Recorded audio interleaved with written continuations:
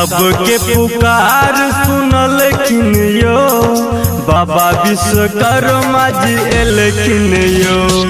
सबके पुकार सुनलखिन यो बाबा विश्वकर्मा जी एलखिन यो। चलू ना दर्शन कर दुआरी बाबा जी सबके बजलखिन यो। सबके पुकार सुनलखिन यो बाबा विश्वकर्मा जी एलखिन यो। सबके पुकार सुनलखिन यो बाबा विश्वकर्मा जी एलखिन यो।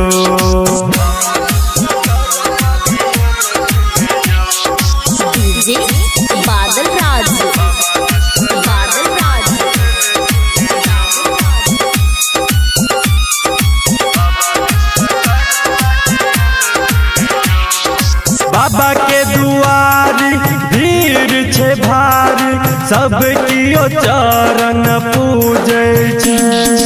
बाबा के नारा जय जयकारा चारों ओर खूबे गूंजे छे।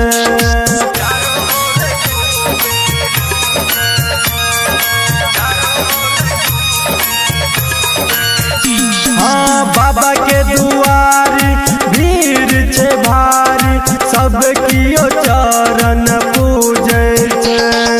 बाबा के नारा जय जयकारा चारों ओर खूबे गूंजे छे।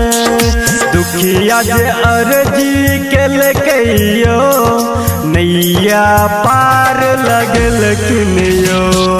दुखिया जे अर्जी केलकैयो नैया पार लगलखिन यो। चलू ना दर्शन कर दुआरी बाबा जी सबके बजलखिन यो। सबके पुकार सुनलखिन यो बाबा विश्वकर्मा जी एलखिन यो। सबके पुकार सुनलखिन यो बाबा विश्वकर्मा जी एलखिन यो।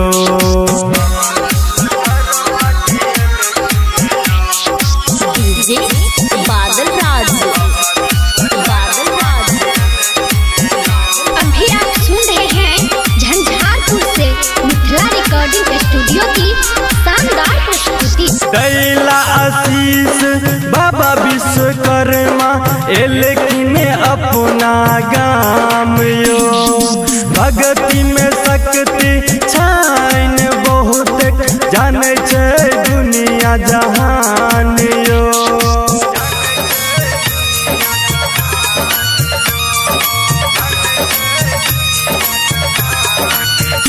हाँ दैला आशीष बाबा विश्वकर्मा एलखिन अपना गाम यो।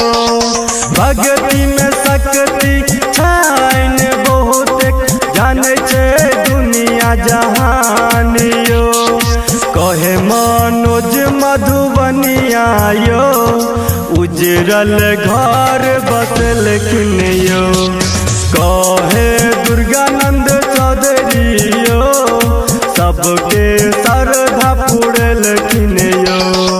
चलू ना दर्शन कर दुआरी बाबा जी सबके बजलखिन यो।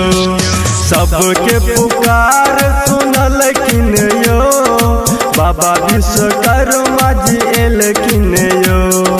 सबके पुकार सुनलखिन यो बाबा विश्वकर्मा